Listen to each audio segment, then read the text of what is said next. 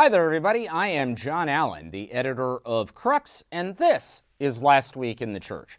Here's what we've got on today's menu. First, Pope Francis walks back his hard line on gay unions, or does he?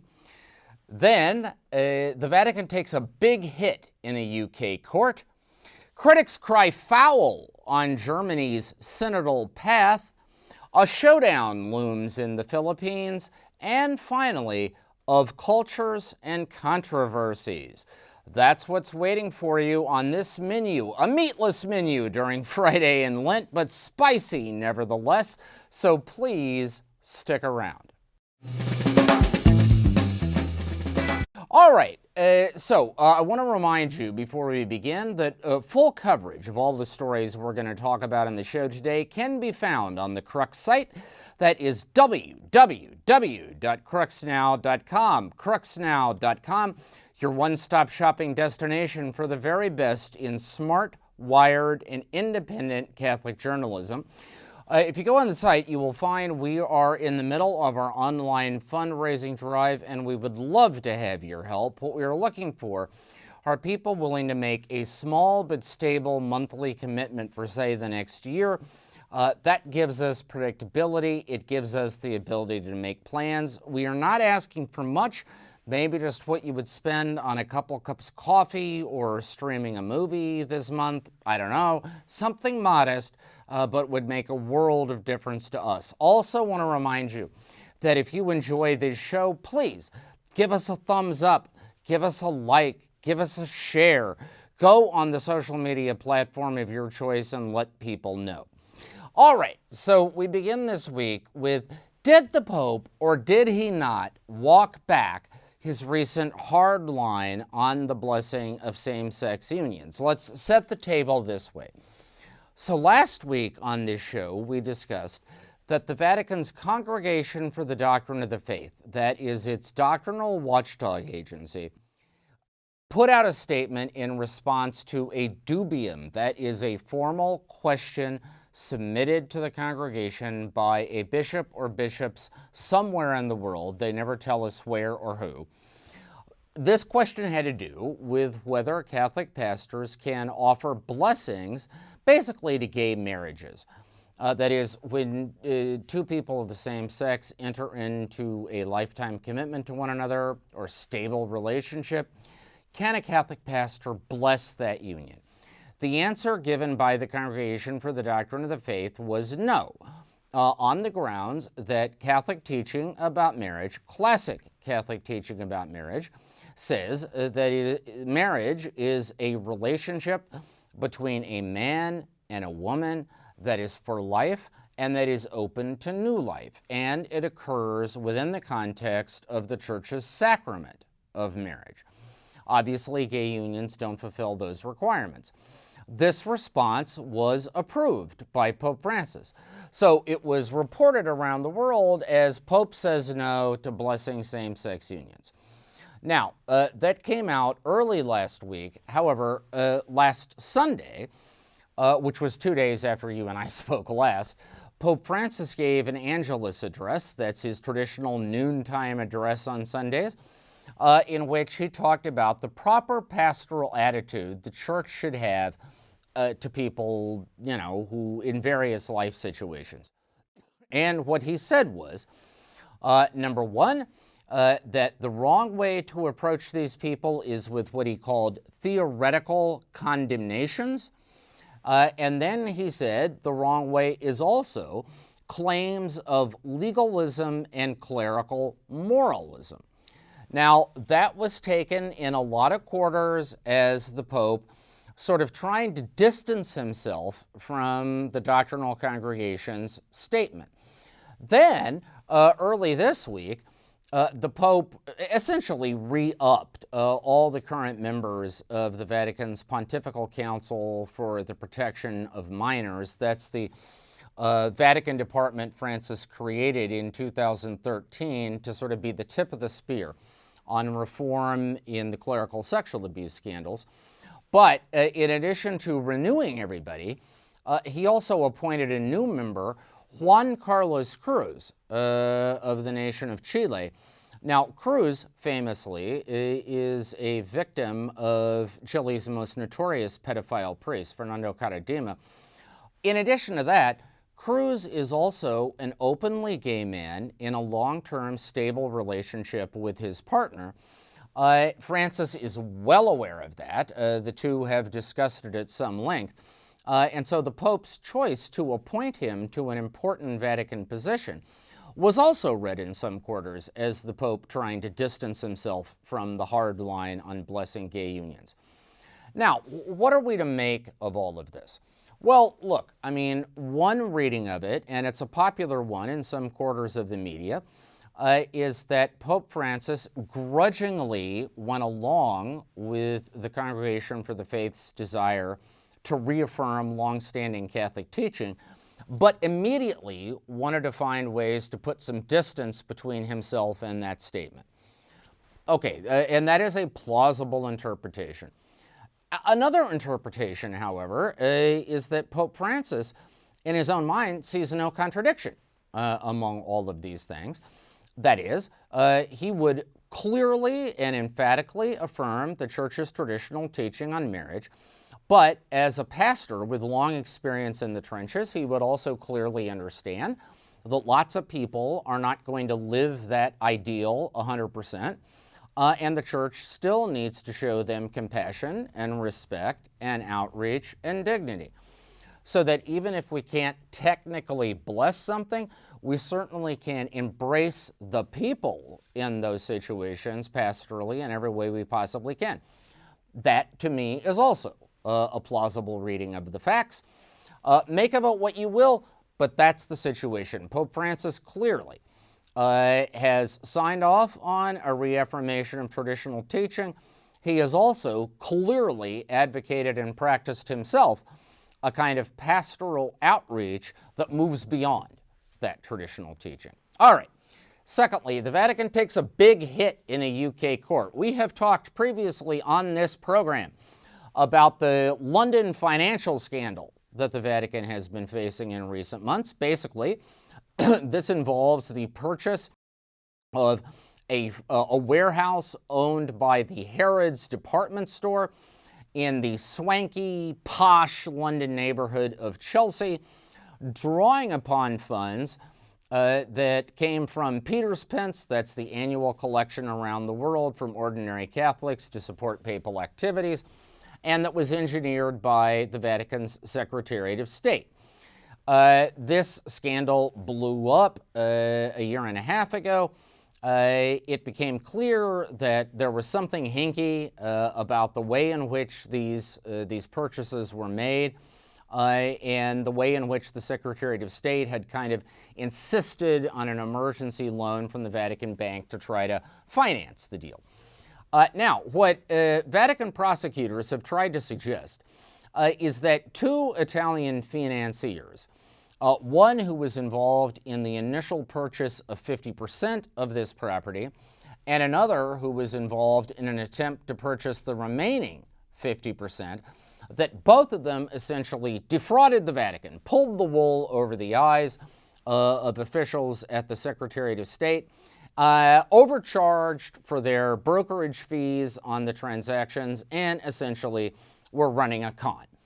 The Vatican recently requested that courts in the United Kingdom seize the funds of one of these financiers, Gianluigi Torzi, whose base is in London, and essentially hand him over for prosecution.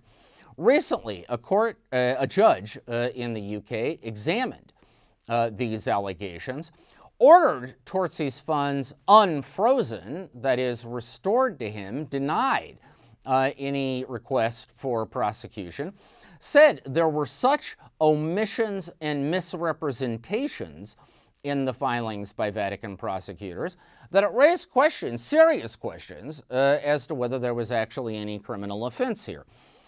Here's what this judge really had a problem with, and frankly, it ought to bother Vatican prosecutors too.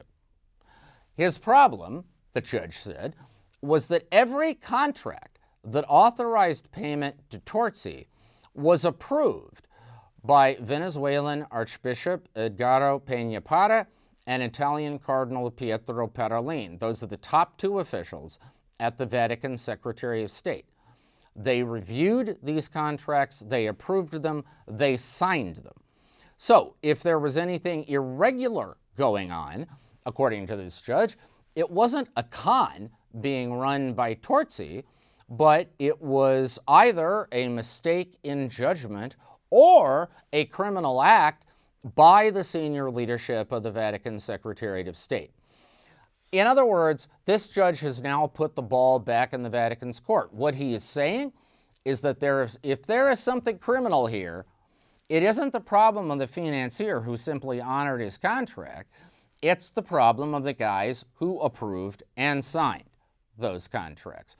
Remains to be seen whether the Vatican's criminal justice system will pursue that suggestion with any kind of criminal inquiry or ultimately charges against the top two officials of the Secretariat of State who, among other things, signed the paychecks of the prosecutors and judges involved in this process. All right, third, critics cry foul on Germany's synodal process.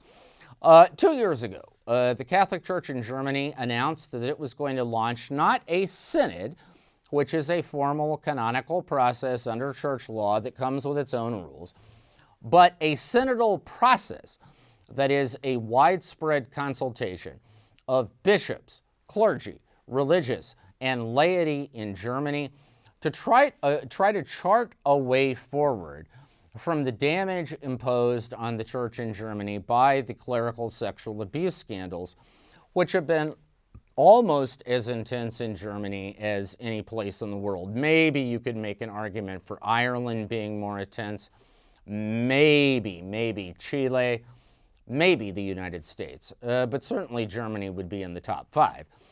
And the idea of this synodal process was to try to figure out how the church can recover the kind of pastoral capacity, the moral authority that had been lost as a result of the abuse scandals. So this highly intricate and lengthy synodal process was adopted, and it is now rolling out, ready to make, they're closing in on their final recommendations.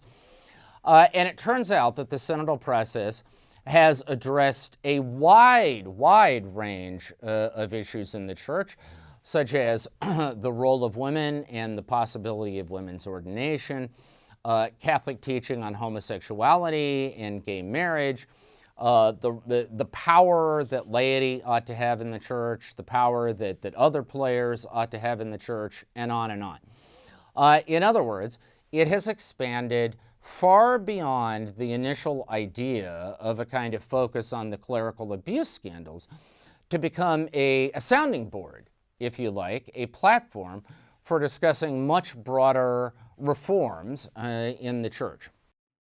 Now, while that has enjoyed majority support among the participants in the synodal path, there are a number of influential critics right now who are objecting, and essentially their argument is, if this was really about recovery from the abuse scandals, why did it take more than a year to even hear abuse survivors in the synodal path? Why wasn't that front and center? And why wasn't attention to the causes, the consequences, and the remedies to the abuse scandal really the heart and soul of this whole thing? Essentially, what these critics are arguing is that there has been a kind of ideological weaponization of the abuse crisis as part of this synodal path to justify relitigating arguments from really the Second Vatican Council that many people regarded as long resolved, long settled. Now, that is, it should be made clear, a minority position, but it is certainly one that is being voiced aggressively at the moment, one that is being listened to in Rome. Remains to be seen what will happen with the recommendations of the German synodal path once they arrive here in the Eternal City. By the way, if you want full coverage of this controversy, Crux's own Inez San Martin has a 2-part series on it. you will hear the voices of these critics that I am describing. I recommend it. It's on the Crux site, cruxnow.com, cruxnow.com. Finally, well, not finally, but next, a controversy looms in the Philippines where President Rodrigo Duterte is now threatening to use police power to shut down Catholic churches during Holy Week. The Philippines have imposed a new series of measures related to attempting to stem the spread of the coronavirus that bans public gatherings for the next little while. Meanwhile, the church in the Philippines has said that they are going ahead with Holy Week liturgies, although they will limit the number of people who can participate.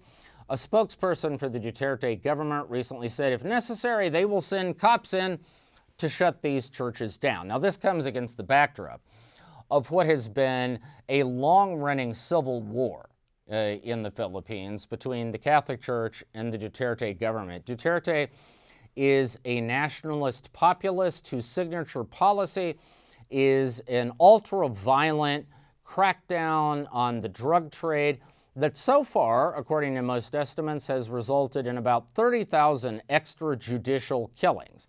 That is, killings of suspected drug traffickers and other petty criminals, no legal process, no trial, just dead in the street. That has brought vicious condemnation from human rights groups and also from the Catholic Church in the Philippines. Recently, prominent Catholics organized a new political faction to try to challenge the Duterte dynasty in next year's national elections.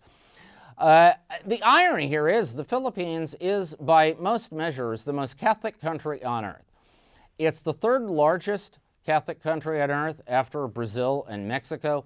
It has levels of faith and practice that are off the charts. It is palpably, pervasively, ineradicably Catholic, and yet a president who is defying the Catholic Church on virtually every front enjoys, well, according to one recent poll, 91% support. How you square, how you put that square peg into the round hole of the Philippines is, frankly, beyond me. What I would say is Pope Francis just appointed a new Archbishop of Manila to take over from Cardinal Luis Antonio Tagle, who is now here in the Vatican. That new Archbishop of Manila, I would suggest, faces arguably the most complicated and challenging job description of any Catholic bishop in the world right now.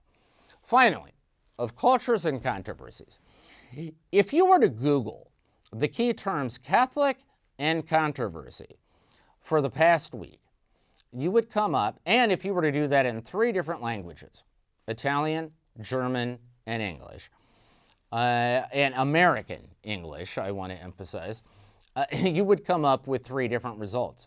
In Italy, you would find the most popular item has to do with the attempt to reopen a church in Potenza, which is in the Campania, the southern part of Italy, that has been closed since 2010 when the body of a 14-year-old girl who had disappeared in 1993 was discovered there.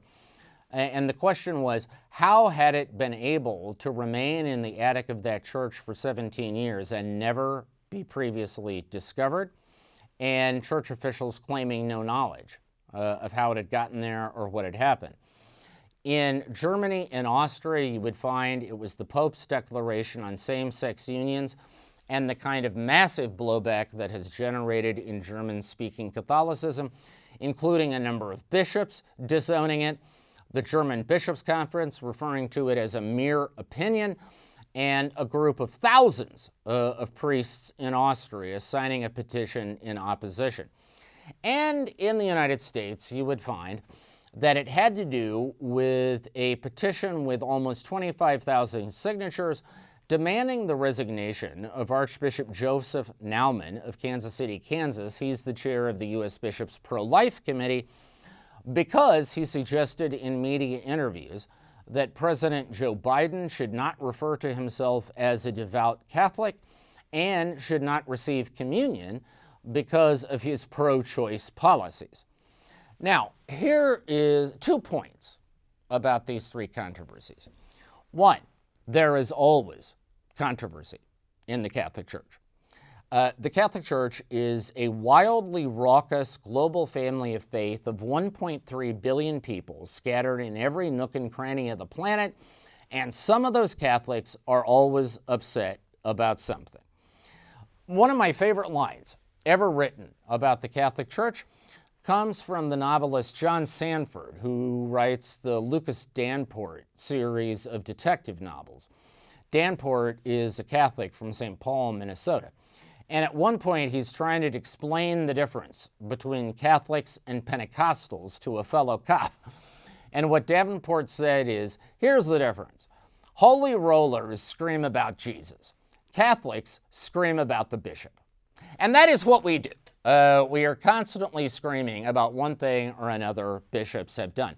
However, what we are screaming about is often dependent upon the culture we come out of.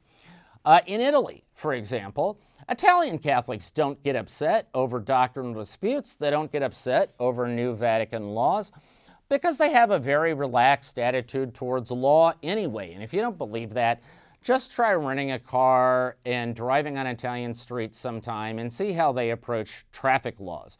Laws here are guidelines. They're suggestions. They're not really meant to be taken seriously. What is taken seriously by Italian Catholics are perceptions of clerical hypocrisy and arrogance. And so the idea that a diocese in southern Italy would just preemptorily reopen a church without getting approval from the family that lost this 14-year-old girl and the community that still suspects the church was covering it up, that is galling to Italians. Germans and Austrians, on the other hand, do get upset over law. They are one of the world's most legalistic societies. And so when the Vatican issues a new law, they don't apply the Italian shrug. What they apply is German outrage. And that's what we're seeing play out in the reaction to the declaration on blessing same-sex unions. Finally, in the United States, we are the world's most hyper-political, hyper-partisan society and environment. And so, had Archbishop Naumann simply said, Catholic teaching on abortion is primordial, it is extremely important, and that people who do not agree with that teaching are not in communion with the church and should not receive the sacrament of communion, had he left it at that, one doubts that 25,000 people, including a number of prominent Catholics, would have signed a petition demanding his removal. However, when Archbishop Naumann attached the name of President Joe Biden to his argument, he ensured that this would be swept up into the sausage grinder of American hyper-partisanship, generating hyper-outrage among Catholic Democrats and hyper-support among Catholic Republicans. I will tell you this, ladies and gentlemen, when Catholics from other parts of the world look in on the United States, they often wonder if there is anything we care about that is not part of the partisan struggle of left v. right, Democrats v. Republicans in American political life. And this most recent controversy is going to do very little to assure them that there isn't something that doesn't figure into those categories. All right, that is our show for this week. Thank you for spending part of your Friday with us or whenever you are watching this. I want to remind you, full coverage of all of this is on the Crux site, cruxnow.com, cruxnow.com. Please give us a like, give us a share, go forth and make disciples of all the nations. We will see one another next Friday, which of course will be Good Friday, and we will mark it together. In the meantime, stay safe, stay healthy, have a fantastic and blessed week, and we will talk to you again soon.